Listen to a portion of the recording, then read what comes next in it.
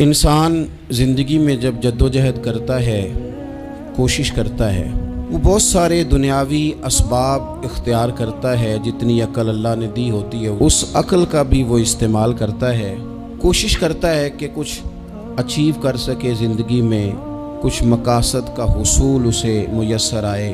عزیز بھائیوں، ایک بات اپنے ذہن میں اچھی طرح بٹھا لیں اور لکھ لیں کہ زندگی میں جو کسی بندے کو کامیابی حاصل ہوتی ہے وہ رب تعالیٰ کی مدد سے حاصل ہوتی ہے۔ اگر رب تعالیٰ مددگار ہو تو پھر کوئی چیز بھی رستے میں رکاوٹ نہیں بنتی، اور اگر مالک کریم کو منظور نہ ہو تو انسان بہترین سیاستدان ہو، اچھا ایڈمنسٹریٹر ہو، اس کا ذہن بڑی وسعت رکھتا ہو، بڑی اچھی پلاننگ کرنا جانتا ہو، سارا کچھ ہو، تو بندہ ناکام ہو جاتا ہے۔ مسلمانوں کو جتنی کامیابیاں ملیں ان کا پس منظر صرف اتنا تھا کہ اللہ تبارک و تعالیٰ نے اپنے بندوں کی مدد فرمائی، اور اب تعالیٰ نے قرآن مجید میں اس حقیقت کا بیان کیا، فرمایا بل اللہ مولاکم، فرمایا بلکہ اللہ تمہارا مولا ہے، وَهُوَ خَيْرُ النَّاصِرِينَ، اور وہ بہترین مددگار ہے۔ وہ جو رب تمہارا مولا ہے وہ بہترین مددگار ہے، اور اگر وہ مدد کرے تمہاری، سورہ آل عمران میں آگے جا کے ارشاد فرمایا اگر اللہ مدد کرے تو پھر تم پر کوئی غالب نہیں آ سکتا، اور اگر وہ تمہاری مدد چھوڑ دے تو پھر کوئی تمہاری مدد کر سکتا، کوئی مدد نہیں کر سکتا۔ بدر کی جنگ بھی اور فتح مکہ بھی رمضان المبارک میں ہوا ہے۔ میں دونوں پر غور کر رہا تھا تو ایک نیا مضمون میرے ذہن میں آنے لگا۔ بدر کی جو جنگ ہے اس میں بھی ایک عجیب انقلاب آیا ہے کہ 313 نے 1000 سے مقابلہ کیا، اور جن 1000 سے مقابلہ کیا وہ اسلحے سے لیس تھے، اور یہ جو 313 ہیں ان کے پاس 6 زرہیں، 8 تلواریں، چند گھوڑے، لیکن اللہ نے کامیابی دی تو خود رب نے بیان کیا کس طرح دی، فرمایا وَلَقَدْ نَصَرَكُمُ اللَّهُ بِبَدْرٍ وَأَنْتُمْ أَذِلَّةٌ۔ وہ کامیابی اس طرح ملی ہے کہ رب نے تمہاری مدد کی تھی، تم تو کمزور تھے، اللہ نے بدر میں تمہاری مدد کی، تم جیت گئے۔ وَلَقَدْ نَصَرَكُمُ اللَّهُ بِبَدْرٍ وَأَنْتُمْ أَذِلَّةٌ، اللہ نے بدر میں تمہاری مدد کی، تم تو کمزور تھے۔ پھر فتح مکہ نصیب ہوئی تو اس میں بھی بہترین منصوبہ بندی نبی پاک علیہ السلام نے فرمائی، بہترین حکمت عملی حضور نے اپنائی، لیکن ہمیں جو اللہ رسول نے بات سمجھائی وہ کیا ہے؟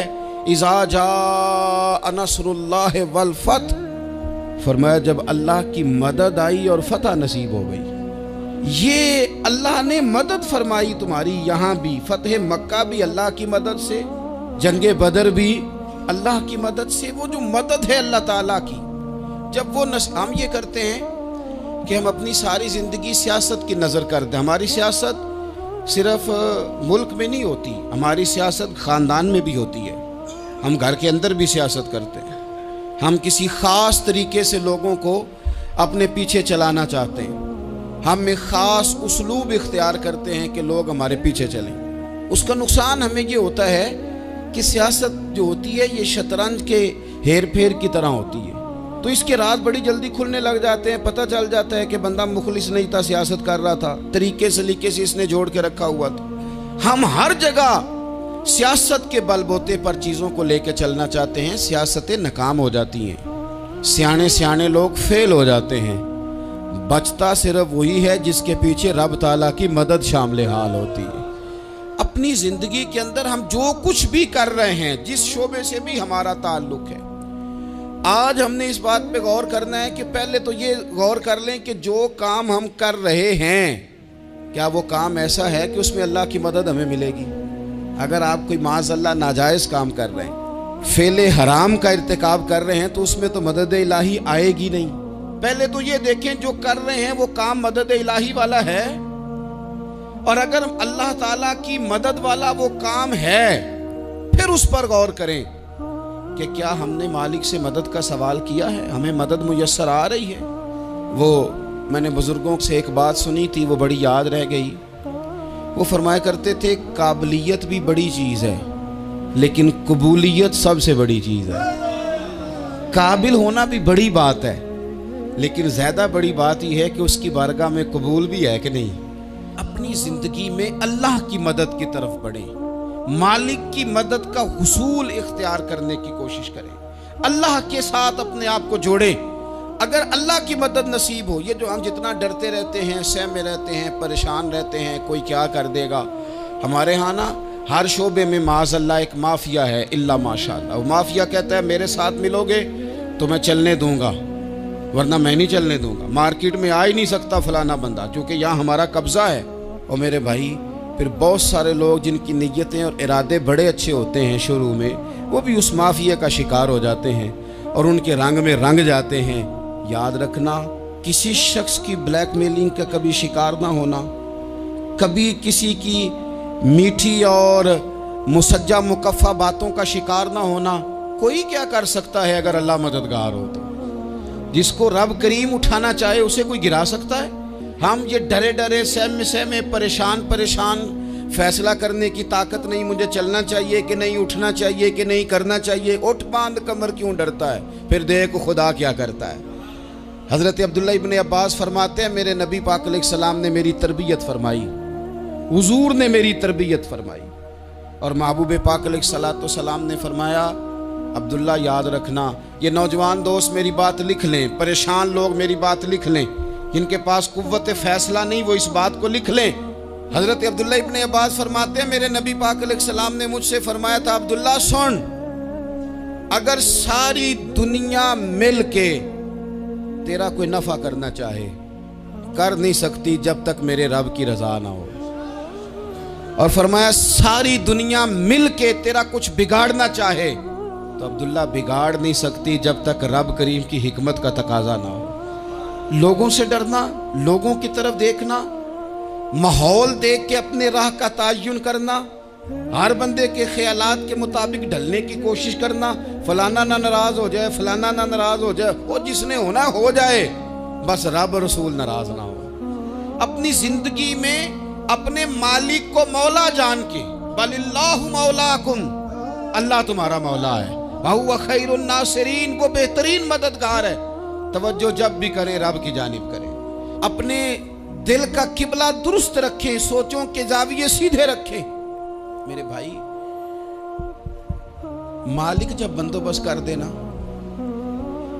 جب مالک بندوبست کرتے ہیں پھر ایسا بندوبست کرتا ہے کہ لوگوں کے پاس نا چارہ نہیں رہتا۔ حضرت مریم رضی اللہ تعالی عنہا پاک باز تھیں، مسجد میں رہی تھیں، پر مالک کی حکمت کے تقاضے بڑے عجیب ہے نا۔ پھر جناب مریم کو اللہ تعالیٰ نے بغیر شوہر کے اولاد عطا کر دی۔ یہ بات ہی ایسی تھی، وہ کسی نے کہا تھا کہ مخلوق تو فنکار ہے اس درجہ کے پل بھر میں سنگے در کعبہ سے بھی اصنام تراشے، تم کون ہو کیا چیز ہے داغ کبابی، لوگوں نے تو مریم پہ بھی الزام تراشے۔ تو لوگوں نے کہا کدھر سے لے آئی بچہ، تیرا باپ تو ایسا نہیں تھا، کہاں سے لے آئی؟ اللہ کرے میں آپ کو سمجھا سکوں، ذرا اپنے آپ کو وہاں کھڑا کریں کہ ایک پاک باز عورت، پاک باپ کی بیٹی، طیب ماں کی بیٹی، اور اللہ کے گھر میں پرورش پانے والی خاتون، ایک وہ وقت اور ایک یہ وقت کہ اس عورت کو کٹہرے میں کھڑا کر کے پوچھا جا رہا ہے کہ معاذ اللہ تیری گود میں بچہ جائز نہیں ہے، کہاں سے لائی ہے؟ اب خود سے صفائیاں بندہ کتنی کو دے، کتنی کو وضاحتیں کرے۔ اور میں نے تو اپنی زندگی میں دیکھا ہے زیادہ وضاحت دینے والے کو بھی لوگ جھوٹا سمجھنے لگ جاتے ہیں، زیادہ وضاحت دینے پر بھی لوگ کمزوری کا اظہار سمجھتے ہیں کہ کمزور پڑ گیا۔ آپ صلح کی کوشش کرتے ہیں، سامنے والا بزدل سمجھ لیتا ہے، زیادہ وضاحتیں بھی کمزور کر دیتی ہیں۔ اب حضرت مریم کو کٹہرے میں کھڑا کر کے کہا بچہ کس کا ہے؟ تو پھر خدا بندوبست جب کرے، اللہ جب مددگار ہو، تو پھر حضرت مریم کی گواہی درختوں سے نہیں دلوائی، اس نے پتوں سے نہیں دلوائی، پھر فرشتے نہیں بھیجے۔ حضرت مریم کہنے لگی مجھ سے نہ پوچھو، وہ جو پنگوڑے میں ہے اسی سے پوچھ لو، ان سے پوچھو نا، وہ کون ہے پوچھ لو، ان سے کر لو سوال۔ انہوں نے کہا پنگوڑے میں چند دنوں کا بچہ یہ جواب دے گا؟ مددگار تھا رب، ان کی برات کا اعلان کرنا تھا مالک نے، اور جب مالک اعلان کر دے، جب مالک تیری صفائی دینا چاہے، جب مالک تجھے دنیا کے سامنے نکھارنا چاہے، تو पंगूड़े में लेटे हजरत ईसा बोल के कहने लगे इन्नी अब्दुल्लाह आतानी अल किताबा, फरमाया मैं अल्लाह का बंदा हूँ, रब ने मुझे किताब अता करके नबी बना के दुनिया में भेजा है। मैं अल्लाह का बंदा हूँ, किताब लेके आया हूँ, नबी बन के आया। फिर पंगूड़े से ऐलान हो गया, फिर बच्चा बोल पड़ा। और ये एक दफा नहीं बात हुई, ये बनी इसराइल में एक जुरैज नाम के शख्स भी थे जो नमाज पढ़ रहे थे। बाज ने लिखा है नफल नमाज थी, अम्मा ने पुकारा तो आए नहीं, तो माँ के मुंह से निकल गया तू उतनी देर तक मरेगा नहीं जब तक किसी बेहया औरत का मुंह ना देख ले। तो वो इबादत गुजार थे, लेकिन लोगों ने उनकी इबादत, रियाजत, परहेजगारी को नहीं देखा। बस एक औरत को भेज के इल्ज़ाम लगवा दिया। वो औरत आया जाया करती थी, अब आ जाती हैं औरतें, मसला पूछने की नीयत से भी आ जाती हैं। माहौल में कुछ जगह ऐसी भी हैं जहां औरतें दम कराने के बहाने आ जाती हैं। वो खातून आती जाती थी उस खानका पे, आस्ताने पे, ये बुखारी में मौजूद है, पर उसने कहा मेरी गोद में जो बच्चा है ये इन्हीं का है। मुझे बताएं कैसे बंदा वजाहत दे। हालात ख़राब हो गए, लोग कुटिया जलाने लगे, माहौल और तरह का बन गया। मेरे नबी पाक अलैहिस्सलाम फरमाते हैं फिर उस रब के बंदे ने कहा मालिक तू करीम है, तेरी मशीयत का तकाजा आया जो मेरी माँ ने जुमले बोले थे, पर अब मैं वजाहत देने के काबिल नहीं रहा, अब तू ही करम करेगा तो दरवाज़ा खुलेगा। तो वो चंद दिनों का बच्चा पंगूड़े में बोल के कहने लगा मैं इस दरवेश का नहीं, मैं तो फलाने चरवाहे का बच्चा हूँ, वो जो बकरियां चराता है। रब की मदद को पुकारें, अपने साथ अपने मालिक की मदद को शामिल करें, थोड़े रिस्क पर भी गुजारा अच्छा होने लग जाएगा। सारे लोग आपको गिराने की तदबीरें कर रहे होंगे और मालिक आपको इज्जतें अता फरमा देगा, उसकी बारगाह से हिकमत का तकाजा और हो जाएगा। हमने सारी जिंदगी लोगों को राजी करने में गुजार दी, सारी जिंदगी बुढ़ापा आ गया बच्चों को पालते, और बच्चों ने आखिरी उम्र में कह दिया अब्बा अगर कोई ढब का काम कर लेते तो आज हमारे दिन भी फिर न जाते। सारी जिंदगी गुजार दी बहन भाइयों को राजी करने में, सारी जिंदगी गुजार दी जिम्मेदारियां उठाने में। उनको 99 दफा दिया, एक दफा नहीं दिया तो उन्होंने कह दिया तूने तो कभी दिया ही नहीं, तू था ही नहीं। सारी जिंदगी मोहल्लेदारों, इलाके वालों को राजी करने में गुजार दी। और मैंने ऐसे लोग भी देखे दीन के लिए वक्त गुजारा, लेकिन जब बुढ़ापे में दांत काम न करते थे तो वक्त के मुफ्तियों को भी मस्जिदों की कमेटियों ने कह दिया अब आपकी समझ नहीं आती, हमने खतीब को यौर रखना है, न देखो दुनिया की तरफ, दुनिया रुला देती है, न राजी करो बंदों को, बंदे थका देते हैं, न पीछे भागो हर वक्त दुनियादारों के, ये इंसान को कमज़ोर कर देते हैं। वो तो करीम ही बड़ा है, 2 आंसू ज़मीन पर बाद में गिरते हैं, बंदे के गुनाह सारे पहले माफ़ फरमा देता है। अल्लाह की मदद का हुसूल, अपने मालिक की मदद की तरफ बढ़ना, आपको बदर की जंग भी यही दरस देगी, आपको ओहद का मैदान भी यही सबक देगा, फतेह मक्का भी यही सबक देगा। मेरे दोस्तों, जब रब मदद फरमाए, जब अल्लाह मददगार बने। दोस्तों से एक बात अक्सर करता हूँ, मैं कहता हूँ कि जितने दर्द से आप अमीर को अपनी कहानी सुनाते हैं ना, और जिस तरह आपके आंसू बात करने से पहले गिर जाते हैं कि गरीब हैं, बच्चियां हैं, कारोबार नहीं, ओ मेरे संगियों, इससे आधे आंसू अपने रब की बारगाह में बखेरो, उसके हुजूर अर्ज गुजार हो जाओ, उससे तलब करो। एक वक्त इंसान पर जिंदगी में ऐसा आता है कि उसे यूं महसूस होता है कि मेरा साया भी जरा सा पीछे हट गया है, उसे यूं लगता है कि मैं किसी सहारे पे हाथ डालता हूं तो वो भाग जाता है मुझसे। लेकिन मालिक की बारगाह ऐसी अजीम बारगाह है, रब रसूल के आस्ताने इतने बड़े हैं कि आप जब वहाँ कशकोले तलब दराज करते हैं तो झोली फैलाने में देर लगती है, उनको भरने में तो कोई देर नहीं लगती। हमने अपना सोच का किबला ही दुनिया को बना लिया। ये जो अल्लाह वालों की मदद है, ये तो है नहीं, अल्लाह ही की मदद है। लेकिन ये जो सेठों की तरफ तवज्जो करना, नवाबों की तरफ तवज्जो करना, दुनियादारों की तरफ तवज्जो करना और अपना मिजाज इस तरह का बना लेना, यारो गर्दन को झुका देता है खैरात का पत्थर, जहां में मांगने वालों के सर कभी ऊंचे नहीं होते। اور اقبال کہتے ہیں غیرت ہے بڑی چیز جہانے تگ و دو میں، پہناتی ہے یہ فقر کو تاج سردارا۔ میں عرض کروں گا کہ اپنی آپ جب توجہ کا قبلہ اللہ رسول کو بنائیں گے تو رب فرماتے ہیں وَيَرْزُقْهُ مِنْ حَيْثُ لَا يَحْتَسِبُ، میں نہ تجھے وہاں سے رزق دوں گا جہاں سے کبھی تیرا گمان بھی نہیں گیا ہوگا، یہاں سے بھی مل سکتا ہے، تو نے سوچا بھی نہیں ہوگا۔ بخاری شریف میں حدیث ہے، حضرت جابر ابن عبداللہ فرماتے ہیں نبی پاک صلی اللہ علیہ وسلم نے 300 لوگوں کا ایک لشکر روانہ کیا کسی مہم کے لیے، کسی جہاد کے لیے۔ حضرت ابو عبیدہ بن جراح رضی اللہ تعالیٰ عنہ امیر لشکر تھے۔ فرماتے ہیں غربت اتنی زیادہ تھی، بھوک اتنی زیادہ تھی کہ ایک ایک کھجور دن میں ایک وقت کھانے کو ملتی تھی، اور کچھ دن ایسے آئے کہ اب کھجور بھی نہیں مل رہی۔ فرماتے ہیں اتنی زیادہ بھوک لگی مجاہدین کو 300 بندہ پتے کھا کے گزارا ہونے لگے۔ یہ بخاری میں موجود ہے۔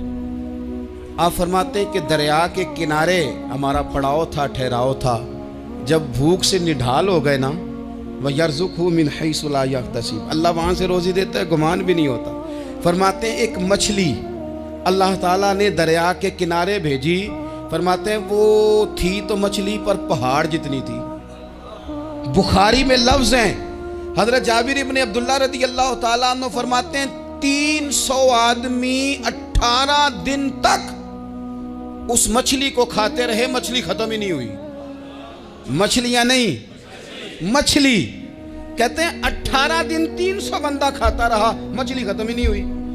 اور فرماتے ہیں کہ اس کی ہڈی نکال کے، کانٹا کہیں گے آپ اپنی زبان میں، کہتے ہیں وہ نکال کے نا تو اس کو کھڑا کیا نا جب، تو اونٹ کجاوے سمیت اس کے بیچ سے گزر جاتا تھا، 2 اس کے کانٹے جوڑے۔ فرماتے ہیں وہ اس کا گوشت ہم کھاتے تھے اور اس کی چربی بطور تیل کے ہم جسموں پہ ملتے تھے، بیماروں کو اس سے سکون آتا تھا، تندرستی شفا ہوتی تھی۔ فرماتے ہیں ہم کھایا بھی ہم نے، اور کچھ لے کے ہم مدینے بھی گئے، اور قربان جائیں نبی پاک نے بھی اس میں سے کھایا۔ ہم نے عرض کی حضور یہ معمہ کیا ہے، یہ ماجرا کیا ہے؟ تو محبوب نے فرمایا تمہارے پاس غذا نہیں تھی، رب نے تمہارے لیے بندوبست کیا ہے، اللہ نے تمہیں دیا ہے۔ مکان شروع کر لیا، ایک صاحب نے وہ مکان بنانے لگے، آپ وہ حساب لگا رہے ہیں، کہتے ہیں میرے پاس اتنے پیسے ہیں، اتنے میں نے فلانے دوست سے کہنا ہے اس نے دے دینے، اتنے فلانے رشتہ دار سے کہنا ہے اس نے دے دینے، اتنے فلانے سے کہنا ہے اس نے دے دینے۔ یہ ساری کاپی بنا کے مکان شروع کر لیا۔ جو روز کہتا تھا نا کوئی حکم ہو جاتے دسی، سب سے پہلے اس کو کہا میاں پیسے چاہیے دین، وہ کہندا ہو کل ہی منڈا ٹوریا ہے، کہتے تو پرسوں 10 داتے لب جانے سن۔ میں آپ کو اپنے تجربے کی بات بتا رہا ہوں۔ جن لوگوں کا خیال ہوتا ہے نا کہ آپ سٹارٹ کریں فلانا کام، ہم آپ کے ساتھ ہیں، اللہ کا ہی کوئی نظام ہے، وہ بالکل بھی نہیں ساتھ ہوتے۔ لیکن ایسا نہیں ہے کہ کوئی ساتھ نہیں ہوتا، اللہ تعالیٰ بڑے اسباب پیدا کرتا ہے، وہاں سے دیتا ہے جہاں سے گمان بھی۔ ہمارا یہ ذہن بن جاتا ہے ہم ساری اپنے حساب سے چلتے ہیں، اتنے رشتہ داروں سے، اتنے، کون آپ کے ساتھ چلے گا؟ سوال ہی نہیں پیدا ہوتا۔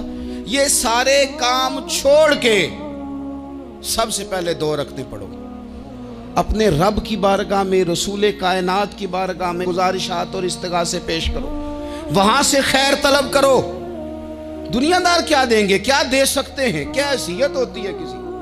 اللہ کہتا ہے وہاں سے دوں گا۔ تو جو اللہ مال دے وہ لینا چاہیے کہ رشتہ داروں کا مال دیکھنا چاہیے؟ جو اللہ دے وہ لینا چاہیے کہ سیٹھوں نوابوں کی جیبیں دیکھنی چاہیے؟ جو اللہ دے وہ قبول کرنا چاہیے یا دیکھنا چاہیے کون سا آدمی کہاں پہنچ گیا؟ چھوڑو، اپنی مٹی پہ چلنے کا سلیقہ سیکھو۔ کسی کے سنگ مرمر پہ چلو گے تو پھسل جاؤ گے، پھسل جاؤ۔ اس پر ایک اور بات عرض کر دوں، صحیح بخاری سے، مسلم سے ایک اور بات۔ کچھ چیزیں ایسی ہیں جن سے اللہ کی مدد آتی ہے، مدد ملتی ہے۔ ایک چیز ان میں سے ایسی ہے جس سے بہت مدد نازل ہوتی ہے، وہ ہے کہ جب رب آپ کو دے نا تو پھر آپ بھی اس کے رستے میں دیں، پھر مدد آتی ہے، پھر اور آتا ہے۔ بخاری مسلم میں حدیث ہے، یہ زیادہ ہی توجہ طلب امر ہے، اس پر آپ غور کریں گے۔ حضرت ابو ہریرہ فرماتے ہیں کہ نبی پاک علیہ السلام نے فرمایا ایک شخص نے بادلوں کے اندر سے آواز سنی کہ فلاں آدمی کا کھیت اور باغ خشک ہو گیا ہے، وہاں برسو اور اس کے کھیت کو سیراب کرو۔ وہ بڑا حیران ہوا کہ بادل سے آواز آ رہی۔ پھر اس نے دیکھا کہ ایک پہاڑی پر بارش ہوئی، وہ بادل وہاں برسا، پھر نالیوں سے ہوتا ہوا پانی ایک طرف چلا تو جس نے آواز سنی تھی حضور بیان کر رہے ہیں، وہ بھی پیچھے پیچھے چلا کہ پانی کدھر جا رہا ہے۔ اس نے جا کے دیکھا کہ ایک مقام پہ ایک باغ کو وہ پانی لگ رہا ہے اور ایک آدمی وہ پانی لگا رہا ہے۔ اس نے اس سے پوچھا تیرا نام کیا ہے؟ اس نے کہا کیوں؟ کہنے لگا بتا نا۔ اس نے نام بتایا تو کہنے لگا یہی تو وہ نام ہے جو میں نے بادلوں کے اندر سے سنا ہے کہ فلاں کے کھیت کو پانی دے دو۔ اس نے کہا یار تو کیا عمل کرتا ہے کہ اسپیشل تیرے لیے بارش برسے؟ یہ بخاری پڑھ رہا ہوں، سیاستہ سے حدیث عرض کر رہا ہوں۔ اس سے پوچھا تو کیا کام کرتا ہے کہ جناب اللہ تبارک و تعالیٰ کا حکم کرم آیا کہ خاص تیرے لیے پانی برسے اور تیرے کھیت کو سیراب کرے؟ تو اس نے کہا چھوٹا ذمہ دار ہوں، پر جب فصل اگتی ہے تو 3 حصے کرتا ہوں۔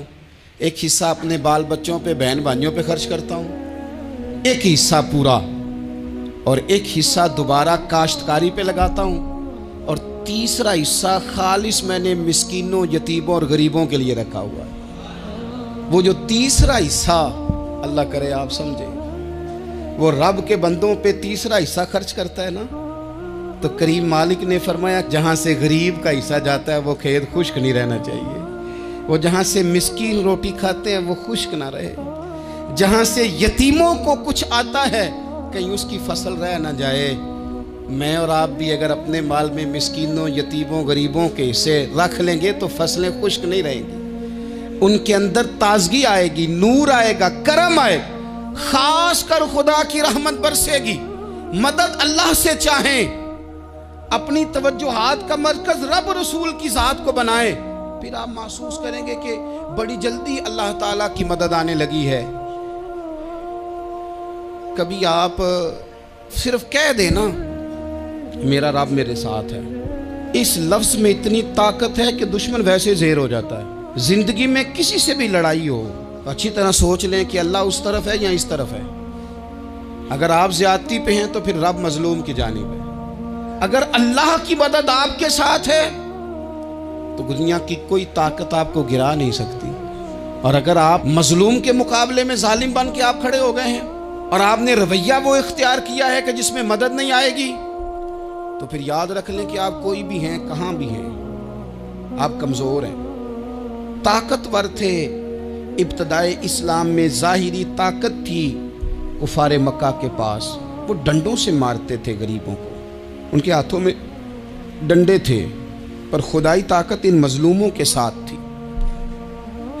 صاحب زرقانی نے لکھا ہے حضرت زنیرہ رضی اللہ تعالیٰ عنہ ایک لونڈی ہیں، غریب ہیں، ماڑے دا کی کام محمد نس جانا یا رونا، غریب سادی بی بی اور لونڈی کنیزہ، ایک مشرک کی کنیزہ تھی، انہوں نے کلمہ پڑھ لیا، وہ ڈنڈوں سے مارتا، دروں سے مارتا، تکلیف دیتا۔ حضرت زنیرہ رضی اللہ تعالیٰ عنہ کو اتنا مارا، اتنا مارا۔ اب آپ ایک اور پہلو پر بھی غور کریں، مار بھی پڑ رہی ہے پر خدا ادھر ہی ہے، اللہ کی مدد ادھر ہی ہے۔ رب کہتا ہے کہ پہلے تو صبر کرنا، ان اللہ مع الصابرین، تو صبر کرے گا تو پھر رب کی معیت ملے گی، ذرا ٹھہرنا، تو تھوڑا ڈٹنا۔ ان الذین قالوا ربنا اللہ ثم استقاموا تتنزل علیہم الملائکہ، تو کہے اللہ میرا رب ہے، پھر تو پہلے ڈٹ، پہلے تو نے ڈٹنا ہے۔ ثم استقاموا، جو ڈٹ گیا، تتنزل علیہم الملائکہ، ڈٹنے والے کے لیے مدد آتی، پہلے تھوڑا ٹھہرنا پڑتا ہے، پہلے تھوڑا صبر کرنا پڑتا ہے، حوصلہ کرنا پڑتا، اس کے بعد مدد آتی۔ مار پڑ رہی ہے، مارا جا رہا ہے حضرت زنیرہ کو، ان کا مالک جو ہے ظاہری آقا وہ مار رہا ہے، یہ کنیزہ ہے، اتنا مارا، اتنا مارا، ان کی بینائی چلی گئی، نظر آنا بند ہو گیا۔ ابو جہل آیا اور کہنے لگا زنیرہ دیکھا نا ہمارے بت تیری آنکھیں لے گئے، معاذ اللہ، لات و منات ہمارے بتوں نے تجھے اندھا کر دیا۔ اب ایسا نہیں ہے کہ بی بی روتی جا رہی ہے، روتی جا رہی ہے، مایوسی مایوسی، معاذ اللہ، پریشانی، غریبی بڑی ہے، پوچھنے والا کوئی نہیں، یہ باتیں نہیں۔ کیا جملے ہیں خاتون کے، کیا لفظ ہیں۔ ابو جہل نے تنزیہ کہا، معاذ اللہ، کہنے لگا دیکھا نا ہمارے بتوں نے تجھے اندھا کر دیا۔ تو جناب زنیرہ آنکھوں کی بینائی گئی ہے، رات کو گئی ہے، دکھ ابھی تازہ ہے، لیکن اللہ پہ جو توکل ہے، اپنے مالک سے جو رشتہ ہے، وہ اتنا مضبوط ہے، اتنا طاقتور ہے، اس میں اتنی گہرائی ہے کہ حضرت زنیرہ بول کے نا اتنی قوت سے بولی، اتنی طاقت سے بولی کہ پورے کفر پر لرزہ طاری ہو گیا۔ فرمانے لگی تمہارے بتوں کی کیا اوقات ہے کہ وہ میری بینائی لے جائیں؟ یہ میری رب کی حکمت کا تقاضا ہے۔ جب تک اس نے چاہا زنیرہ دیکھتی رہی، اور جب اس نے چاہا زنیرہ کی آنکھوں کی بینائی چلی گئی، اور اگر وہ چاہے گا نا تو بینائی واپس بھی کر دے گا۔ اگر ہو ذوق یقین پیدا تو کٹ جاتی ہیں زنجیریں، اگر وہ چاہے گا تو بینائی آ بھی جائے گی۔ حضرت زنیرہ نے رات کو یہ لفظ کہے، ابو جہل اور سارے کفار ڈر کے سن کے چلے گئے۔ آپ اطمینان سے آ کے بستر پہ سوئی، جب سویرے اٹھی تو اللہ نے آنکھوں کی روشنی واپس کر دی تھی۔ آنکھوں کی اب چھڑی پکڑی ہے، بازاروں میں گھومتی ہے، کہتی ہیں بلاؤ کدھر ہے تمہارے نات و منات، دیکھو میرے رب نے روشنی واپس کر دی۔ آ کر میرے ساتھ ادھر آ، ستمگر ہنر آزمائیں، تو تیر آزما ہم جگر آزمائیں۔ بیمار لوگوں یاد رکھو، کہہ دیا ڈاکٹر نے کہ تو بڑا بیمار ہے، تو بڑا کمزور ہے، یہ ہو گیا وہ ہو گیا، تو ڈاکٹر اپنے علم کے مطابق بات کر رہا ہے، ہوگا تو وہ جو میرا رب چاہے گا۔ کمزور ہو جانا، پریشان ہو جانا، تکلیف میں آ جانا، پتہ نہیں بات ہو گئی ہے تو جانے کیا ہو جائے گا۔ اپنی زندگی کے اندر اپنے رب سے رشتہ مضبوط کریں، رسول کائنات سے رشتہ مضبوط کریں، اللہ والوں سے رشتہ مضبوط کریں۔ حضرت زنیرہ نے پیغام دیا کہ زندگی میں جو جینا چاہتے ہیں تو وہ رب کا نام لے کے جی سکتے ہیں، جو اپنی زندگی میں خوشیاں دیکھنا چاہتے ہیں تو رسول اللہ کے نام پر خوشیاں دیکھی جا سکتی ہیں۔ توکل کی بنیاد پر بندہ خوشیاں لے سکتا ہے، اور اگر انسان میں توکل نہیں ہے تو پھر وہ اس کالے جادو سے بھی ڈر رہا ہے، وہ نیلے سے بھی ڈر رہا ہے، وہ پیلے سے بھی ڈر رہا ہے، وہ فلانے سے بھی ڈر رہا ہے، وہ میرے خلاف فلانا رشتہ دار سازش کر رہا ہے تو ڈر رہا ہے، فلانا میرے بارے میں یہ کر رہا ہے تو ڈر رہا ہے، وہ پتہ نہیں دنیا ادھر ہو جائے گی تو کیا ہو جائے گا، اٹھ باندھ کمر کیوں ڈرتا ہے، پھر دیکھ خدا کیا کرتا ہے۔ تو اس ساری گفتگو کا نچوڑ آپ کو یہ عرض کیا ہے، سب سے پہلے تو یہ کہ میدانوں میں مدد بھی اللہ کی، رزق میں مدد بھی اللہ کی، فصلیں خشک ہوں تو مدد پھر بھی اللہ کرے، تو پھر ساری مدد، اور اگر انسان بیمار ہو تو پھر بھی مدد اللہ کی۔ تو اپنے اللہ کی جانب توجہ کو بڑھائیں، آپ اللہ سے مدد کے سوالی بنیں۔ ترمذی کی ایک حدیث ہے، میں آپ کو زندگی کا تجربہ بتاتا ہوں کہ جب میں بڑا پریشان ہوتا ہوں تو یہ والی روایت کھول لیتا ہوں، مزہ دیتی ہے۔ میرے نبی پاک علیہ السلام نے فرمایا اپنے دکھ سیٹھوں نوابوں کو نہ کہنا، مالداروں کا نہ کہنا، ورنہ اللہ تمہیں کبھی غنی نہیں کرے گا۔ فرمایا اپنے دکھ اپنے رب کی بارگاہ میں عرض کرنا، جلدی کرے یا دیر سے کرے اللہ تمہیں لوگوں سے بے نیاز کر دے گا، اللہ تمہیں غنی کر دے گا۔ رات کو بیٹھو نا اس کی بارگاہ میں، اسے دکھڑے سناؤ، چھوٹی چھوٹی باتیں۔ حضور نے فرمایا نمک بھی مانگو تو رب سے مانگو، چھوٹی چھوٹی بات سے شروع کرو نا۔ جب بندہ شروع کرتا ہے نا چھوٹی چھوٹی چیزیں تو بڑی ساری چیزیں، یہ اس طرح ہوتا ہے جیسے بندہ رب سے گفتگو کر رہا ہے، مالک مجھے یہ چاہیے، مالک میں یہاں کمزور ہوں، اللہ میں یہاں پریشان ہوں۔ آپ یہ کر کے تو دیکھیں، لمبی لمبی دعائیں مانگ کے تو دیکھیں، اس کے حضور جوڑ کے تو دیکھیں، آپ دیکھیں گے راحت کتنی ہے، سکون کتنا ہے۔